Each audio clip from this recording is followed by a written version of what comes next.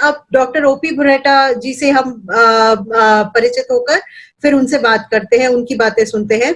Doctor OP बुरेटा जो है भारत ज्ञान विज्ञान समिति के ट्रेजरर हैं और साथ ही में यहाँ पे डायरेक्टर हैं education state education resource centre के। इसके अलावा हम लोग उनसे मतलब as a right to education पे काफी समय से हम लोग भी जानते हैं, मैं उनके कार्यक्रम में भी गई हूँ। तो आप अपने आप का भी परिचय थोड़ा सा दे दें और फिर उसके बाद अपनी बात शुरू करें। हाँ, नमस्कार। नमस्कार। काफी अच्छा लगा आपने इस प्लेटफॉर्म पे हमें बुलाया। भारत ज्ञान विज्ञान समिति काफी समय से काफी लंबे समय से सभी साथियों के साथ मिलके शिक्षा के अधिकार पे की लड़ाई में काम कर रही है और हरीश भाई जो बातें कही हैं और उसमें हम जो है वो हमेशा साथ रहे हैं और आगे भी इस लड़ाई को जारी रखने में हमारा साथ जो है वो बरकरार रहेगा।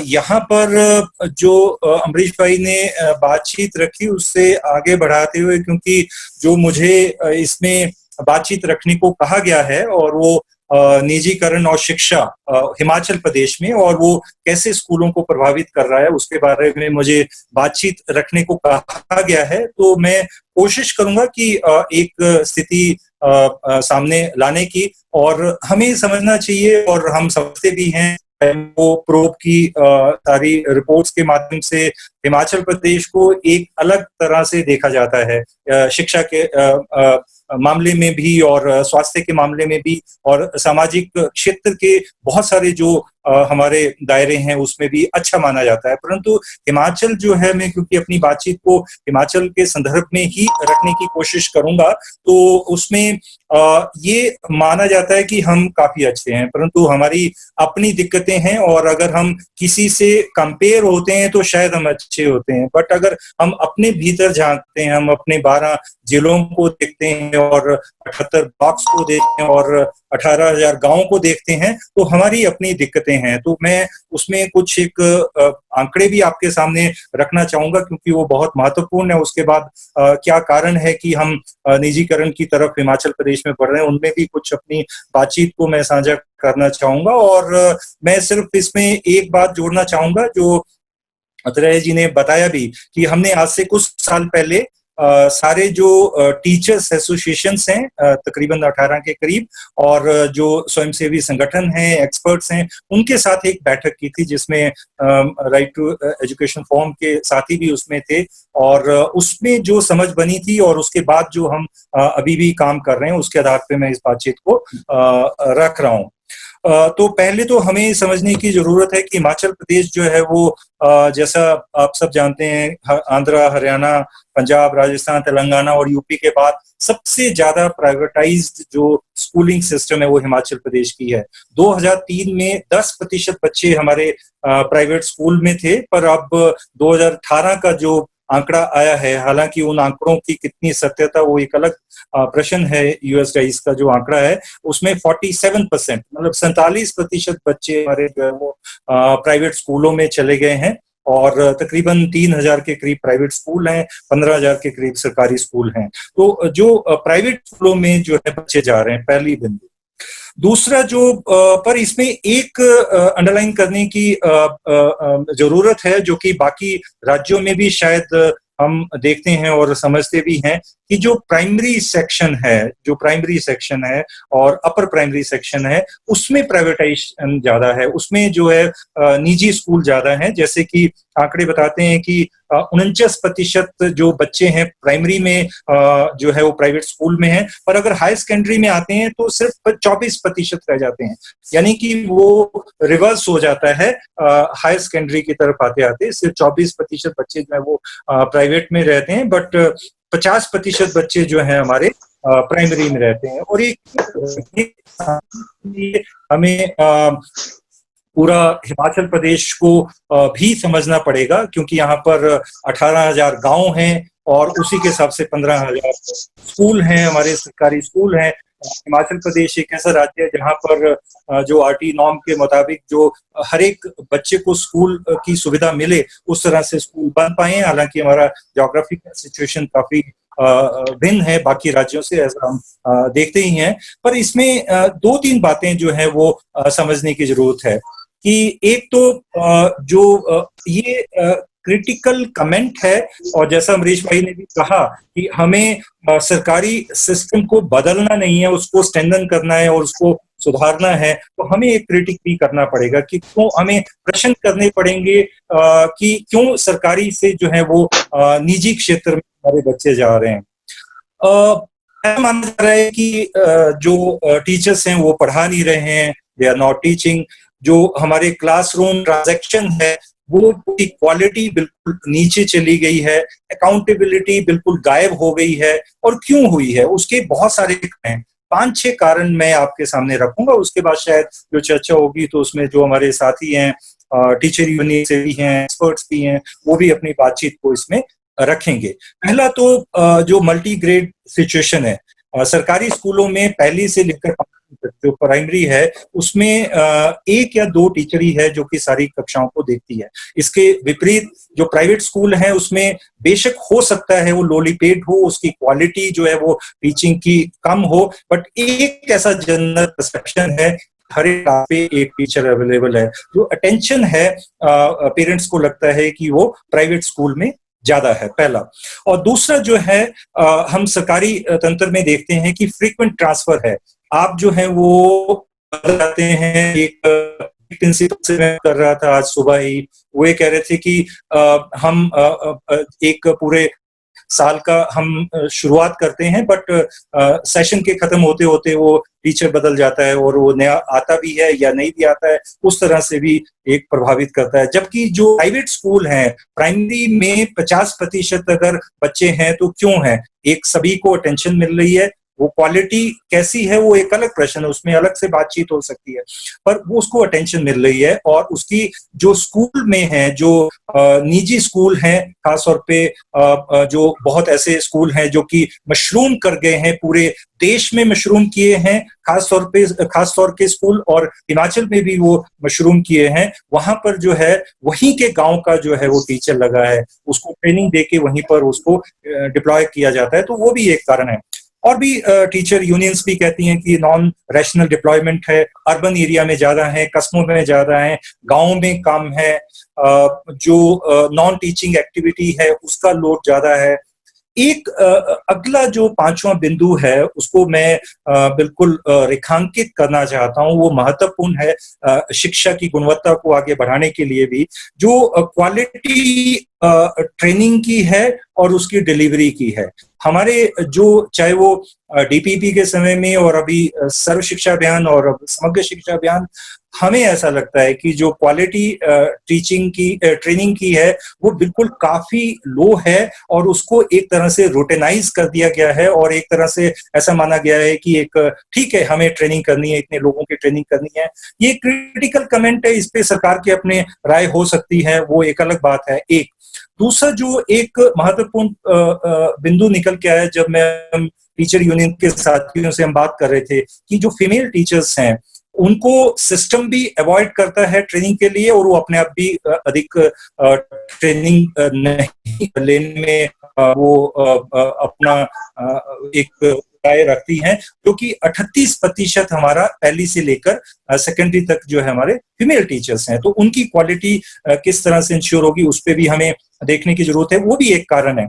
मैं जो कारण बता रहा हूं वो क्यों मोह भंग हुआ सरकारी स्कूलों से, क्यों हमारे जो पेरेंट्स हैं वो निजी की तरफ गए, उनके कारणों को मैं एक एक करके बता रहा हूं, उसमें डिटेल में नहीं जा रहा हूं, सिर्फ उनको अंडरलाइन कर रहा हूं। एक और महत्वपूर्ण जो मुझे लगता है कि सबसे पहले रखा जाना चाहिए वो है हमारा रिक्रूटमेंट पॉलिसी। बहुत महत्वपूर्ण है। साथी अम्बरीश राय जी ने भी कहा कि जो वॉलंटियर टीचर हिमाचल प्रदेश में तो मुझे लगता है कि अनगिनत है। मैं जब काउंट कर रहा था तो 9-10 तो मेरे निगाह में आए, बट उससे ज्यादा भी हो सकते हैं। यहाँ टेन्योर टीचर्स हैं, एडहॉक टीचर्स हैं, वॉलंटियर टीचर्स हैं, कॉन्ट्रैक्ट के टीचर्स हैं, पैट हैं, विद्या उपासक हैं, फिर ग्रामीण विद्या उपासक हैं, उसके बाद फिर पीटीए पे है, एसएमसी पे है, आप नाम लीजिए, उस तरह के टीचर मौजूद हैं। और वो एक ऐसे बैकडोर एंट्री है और जो क्वालिटी को भी प्रभावित करती है और हमारी डिलीवरी को भी प्रभावित करती है। ऐसा हमें लगता है कि मोह भंग होके हमारे जो पेरेंट्स हैं वो अपने बच्चों को जो है वो प्राइवेट में डाल रहे हैं, बट जो हमारे रिश्तेदार हैं या हमारे दोस्त हैं उनको सरकारी उसमें डाल रहे हैं। तो वो हमें देखने की जरूरत है कि वो क्वालिटी किस स्टेप से जो है वो डिग्रेड हो रही है हमारे जो टीचर्स की है सरकारी उसमें शायद कुछ यूनियन के जो हमारे लीडर्स हैं उनके एक अलग राय हो सकती है, पर हमारे को सच्चाई से आंख जो है वो मूंदनी नहीं चाहिए। और एक और बिंदु इसमें आ रहा है कि जो आपकी क्वालिटी रिक्रूटमेंट के साथ साथ जो उनके जो ट्रांसफर पॉलिसी का जो मैंने पहले कहा, तो ये इन सबको अगर देखें तो हमारे जो सरकारी सिस्टम है उससे मोह भंग होके हमारे प्राइवेट स्कूल में आ रहा है। जब हम साक्षरता में काम करते थे चंबा में, जब हम काम करते थे, तरेया जी को मालूम है कि हम काफी समय से, लंबे समय से पूरे देश में भी और हिमाचल प्रदेश में हम साक्षरता में हमने काम किया है और गांव-गांव तक गए हैं। वहां का एक उदाहरण मैं देना चाह रहा हूँ, वो एक अलग तरह का उदाहरण है। वो एक चुराहा जो तहसील है चंबा की, बिल्कुल पिछड़ी हुई इलाका है जहाँ शिक्षा का स्तर बहुत कम है। वहां पर एक स्कूल है देवी कोठी में, सरकारी स्कूल, बहुत अच्छा, बहुत अच्छी बिल्डिंग है, बहुत अच्छा वहाँ स्टाफ भी पोजीशनड है, बट वहां पर सरकारी स्कूल में एनरोलमेंट कम है। बट उसके बगल में एक दुकान के छत के ऊपर 2 कमरों का स्कूल है और आप जान के हैरान होंगे उस नाम सुन के उस स्कूल का, सेंट हनुमान स्कूल।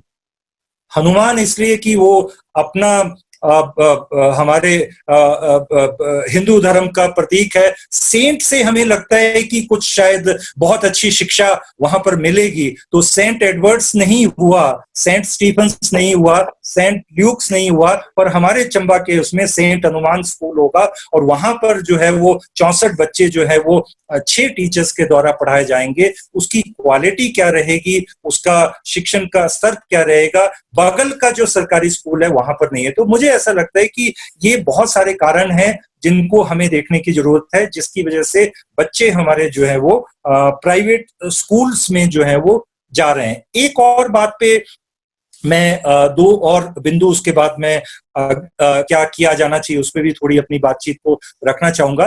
2 और महत्वपूर्ण बिंदु हैं जो हमारे साथी, मैं देख रहा हूं कि कुछ हमारे जो टीचर्स और लेक्चर एसोसिएशन के जो नेता हैं वो भी हमारे बीच में मौजूद हैं। Mushrooming of trade unions. Himachal Pradesh शायद एक ऐसा राज्य है जहां पर 36 तरह की ट्रेड यूनियंस हैं टीचर्स की। आपके सेक्शन वाइज हो सकती हैं, पर एक एक सेक्शन के भी अलग अलग हैं। तो मुझे लगता है कि वो राजनीति ज्यादा होती है, शिक्षण कम होता है, तो वो भी हमें ध्यान में देने की बात है। और एक और महत्वपूर्ण बिंदु जो शायद मिस कर जाते हैं हम कई बार, जब हम भारत के परिप्रेक्ष्य में हम देखते हैं शिक्षा को, जब डीपीईपी आया, उसके बाद सर्व शिक्षा अभियान आया, उसके बाद अब समग्र शिक्षा अभियान है। जब डीपीपी सबसे पहले आया और उस समय हमारी जो फोकस था हिमाचल प्रदेश में वो गलत तय हुआ। क्यों गलत तय हुआ?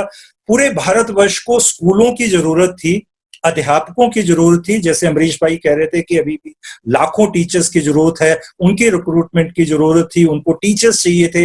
हम बिहार के सुदूर गांवों में भी गए, वहां पर पेड़ों के नीचे जो है वो कक्षाओं को आज से 10-15 साल पहले लगाया जाता था। हमें स्कूल चाहिए थे उन राज्यों में, बिल्डिंग्स चाहिए थी, इंफ्रास्ट्रक्चर चाहिए थे और हमारे को टीचर चाहिए थे। पर उस धारा में हिमाचल भी बह गया और उस धारा में हमारा फोकस जो है इंफ्रास्ट्रक्चर पे ज्यादा रहा, क्वालिटी ऑफ टीचिंग और डिलीवरी पे नहीं रहा। हिमाचल प्रदेश जिस समय डीपीपी आया उस समय भी एक टीचर्स और इंफ्रास्ट्रक्चर गांव-गांव में मौजूद था। हम ये नहीं कहते कि हमें इंफ्रास्ट्रक्चर की जरूरत नहीं थी, हमें थी, बट हमारा फोकस जो है वो शिफ्ट हुआ इंफ्रास्ट्रक्चर की बुनियाद पे। हम जो है क्वालिटी को कहीं गुम कर गए। और ये एक मैं रिपोर्ट भी कोट करना चाहूंगा, राकेश कंवर रिपोर्ट उसको कहा जाता है, जो कि एसपीडी थे 2013 में सर्व शिक्षा अभियान के, उन्होंने कहा था, उन्होंने कई बातें कही थी, उसके बाद उनकी ट्रांसफर भी हो गई, क्योंकि उसमें उस रिपोर्ट में कई कुछ इस तरह के कुछ बिंदु भी थे जिसकी वजह से उनको ट्रांसफर भी किया गया। बट उसमें इस बात को बहुत महत्वपूर्ण तौर पे रेखांकित किया गया है कि जो बातें पूरे देश के लिए वरदान साबित हुई, हमारे लिए वो घातक साबित हुई। तो हमारा क्वालिटी से जो है वो कहीं ना कहीं एक दूरी हुई, और उस वजह से शायद जो परसेप्शन थी, जनता की जो परसेप्शन थी, उसमें भी जो है वो जो निजी स्कूल है वो आगे आए। अब इसका एक आंकड़ा मैं और देना चाहता हूं साथियों, आपके शायद आपको मालूम ही होगा, बट मैं रेखांकित करना चाहता हूं कि इससे प्रभाव क्या होता है। जैसा हम जानते हैं कि इससे जो सामाजिक दूरी बढ़ती है, शिक्षा जो है वो जो सामाजिक और आर्थिक रूप से जो वंचित होंगे या हमारी लड़कियां हैं, उनको शिक्षा नहीं मिलेगी। ये आंकड़ा इस पर्सपेक्टिव में नहीं देखा जाना चाहिए कि सरकारी स्कूलों में हम मान रहे हैं कि वहां शिक्षा की गुणवत्ता कम है, ऐसा हम मान रहे हैं। ऐसा नहीं माना जाना चाहिए कि हम ये कह रहे हैं कि सरकारी स्कूलों में जो है वो नहीं पढ़ाना चाहिए। बट हम देखें, हम अपने गिरेबान में झांक के देखें, हम जो सोशल एलीट हम कहते हैं गांव के लेवल पे, चाहे वो पंचायती राज के लोग हों, चाहे वहां के ठेकेदार हों, चाहे वहां के बिजनेसमैन हो, चाहे वहां के एम्प्लॉयज हों, चाहे हमारे टीचर्स हों, या हम सब भी उस समाज के हिस्से हैं, हम अपने बच्चों को जो है वो शायद सरकारी स्कूलों में ना डाल के हम प्राइवेट स्कूल्स में डालते हैं। इसका एक आंकड़ा है जो हिमाचल प्रदेश का 2018-19 का है कि 78% जितने हमारे सामाजिक तौर पे वंचित हैं, दलित जो स्टूडेंट हैं, टोटल दलित स्टूडेंट में से 78% सरकारी में हैं, और बाकी के जो 22% हैं वो प्राइवेट में हैं।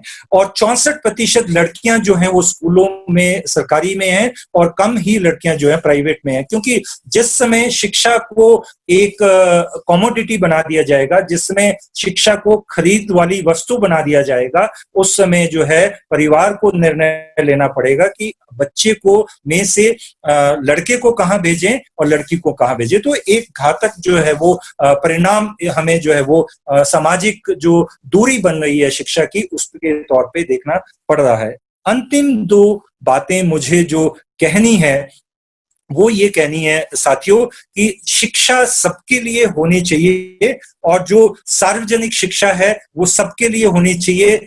एक जैसी शिक्षा जो है वो सबके लिए होनी चाहिए, परंतु हमें ये भी महसूस करना है, जो बातें मैंने आपके सामने रखी, इसके अलावा भी बहुत सारी और बातें होंगी, उनको हम नजरअंदाज नहीं कर सकते हैं, उनको हम दूर करने के उपाय करें, और आने वाले समय में हम सरकारी तंत्र को बदले नहीं, निजी क्षेत्र में ना सौंपने दें। उसके लिए हमें लड़ाई भी लड़नी पड़ेगी, उसके लिए संघर्ष भी करने पड़ेंगे, पर उसके लिए कंस्ट्रक्टिव काम भी करने पड़ेंगे, उसके लिए क्रिएटिव काम भी करने पड़ेंगे, उसके लिए हमें तैयार रहना पड़ेगा। तो जो सार्वजनिक शिक्षा है और जो सार्वजनिक स्वास्थ्य है, वो हमें सबके लिए उसका अधिकार है। वो हमने राइट टू एजुकेशन में भी देखा, वो प्राथमिक से लेकर हायर में भी होना चाहिए, उसकी लड़ाई अभी बाकी है।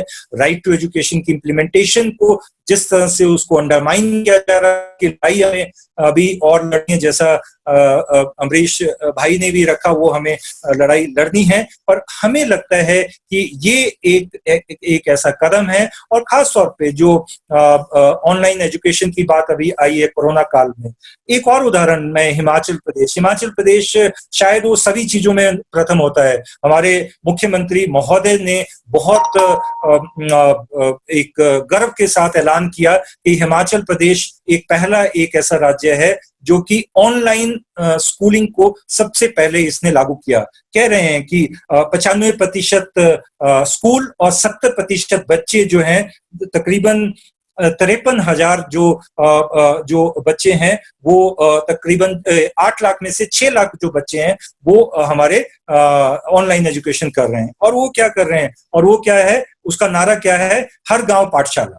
अब जो है सरकारी स्कूल भी बंद करने के कगार पे हो जाएंगे। वो कहेंगे कि जो नहीं इसको कर सकता वो ऑनलाइन एजुकेशन ले ले, वो चाहे वो इंटरनेट सुविधा हो, स्मार्टफोन की सुविधा हो या ना हो, क्लासरूम टीचिंग ट्रांजैक्शन की जो गुणवत्ता बढ़ाती है उसकी सुविधा उनको मिले ना मिले, जो शिक्षा है वो प्राइवेट हाथों में होगी, शिक्षा जो है सोशल एलीट के लिए होगी और बाकी के जो वंचित वर्ग हैं वो बिल्कुल हाशिए पे धकेल दिए जाएंगे। तो एक इसमें भी जो है हिमाचल प्रदेश जो है उसने पहला कदम उठाया है और आर्टिफिशियल इंटेलिजेंस बेस्ड बॉट के पे जो प्रॉक्टर प्रैक्टिस टेस्ट है वो ये कह रहे हैं कि अभी तक 80,000 स्टूडेंट का टेस्ट वो ले चुके हैं। ये भी शायद एक शिक्षा के निजीकरण की तरफ जो है वो एक कदम है। तो साथियों, हमें ऐसा लगता है और हमें ऐसा महसूस होता है अगर आने वाले समय में इस निजीकरण की व्यवस्था का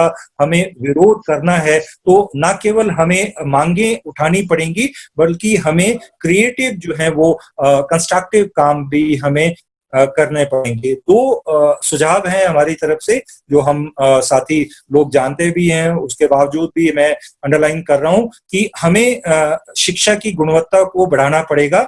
जो हमारे कक्षाओं में जो ट्रांजैक्शन है जो शिक्षण की उसको इम्प्रूव करना पड़ेगा, ट्रेनिंग को इम्प्रूव करना पड़ेगा और जॉयफुल लर्निंग को लाना पड़ेगा, ना कि स्ट्रेसफुल लर्निंग को लाना पड़ेगा। तो एक क्वालिटी इम्प्रूव करनी पड़ेगी और दूसरा हमारे को एडमिनिस्ट्रेटिव इम्प्रूवमेंट भी शायद करने की जरूरत है। उसमें चाहे वो ट्रांसफर पॉलिसी हो, ट्रांसपेरेंट ट्रांसफर पॉलिसी हो, रिक्रूटमेंट पॉलिसी हो। हमारा ये मानना है कि ये दसियों तरह के सेक्शन ना हो के शिक्षक हो, एक अच्छा गुणवत्ता क्वालिटी वाला शिक्षक हो। जैसा कि हम रिवर्स ट्रेंड देख रहे थे कि अगर 80% बच्चे जो है वो सरकारी में है, हायर में, वो क्यों है? क्योंकि वहां का जो लेक्चरर है उसका रिक्रूटमेंट पॉलिसी सही है, उसमें वो उनकी स्टेबिलिटी है, ट्रांसफर भी उनकी कम होती है और उनकी गुणवत्ता भी है। तो हमें रिक्रूटमेंट पॉलिसी को भी एक बदलना पड़ेगा, नॉन टीचिंग जो वर्क है उसका भी कम करना पड़ेगा और अकाउंटेबिलिटी को भी इंश्योर करना पड़ेगा। तो साथियों, हमारा ये मानना है जब हम हिमाचल प्रदेश को भारत की नजर से देखते हैं तो शायद हम बेहतर पाए जाते हैं दूसरे राज्यों के बनिस्बत, पर अगर हम अपने राज्य को 12 जिलों और 78 ब्लॉक और 18,000 गांवों में बांट के देखते हैं तो हमारी अपनी दिक्कतें हैं, हमारे अपनी चुनौतियां हैं और हमारे अपने अलग तरह के समाधान भी होंगे। पर डेफिनेटली वो समाधान निजीकरण नहीं है, वो समाधान सरकारी सार्वजनिक क्षेत्र के शिक्षण संस्थान है और हमें आने वाले समय में मिलकर एक बातचीत करनी चाहिए और इसके लिए एक व्यापक संघर्ष बनाना चाहिए, एक मुद्दा ऐसा बनाना चाहिए कि जिससे कि हम इसकी पैरवी कर सकें और हो सकता है कि हमारे आगे काम करने के तौर तरीकों में 2 चरण हों, एक ड्यूरिंग कोविड और एक पोस्ट कोविड, पर हम बातचीत इसमें जारी रखें। और हम धन्यवाद करते हैं अजय जी का और राइट टू फॉर्म का, राइट टू एजुकेशन फॉर्म का, कि उन्होंने हमें मौका दिया और आने वाले समय में ये उम्मीद करते हैं कि इस तरह के संवाद जो है वो जारी रखे जाएंगे और न पर वो राज्य के स्तर पे रखे जाएंगे, वो जिला और खंड के स्तर पे भी जाएंगे और जहां पर भी जरूरत हिमाचल ज्ञान विज्ञान समिति और भारत ज्ञान विज्ञान समिति की रहेगी, हम इस संघर्ष में सभी साथ हैं और मिलके ही हम इस लड़ाई को जीत पाएंगे। आप सभी लोगों का बहुत बहुत धन्यवाद।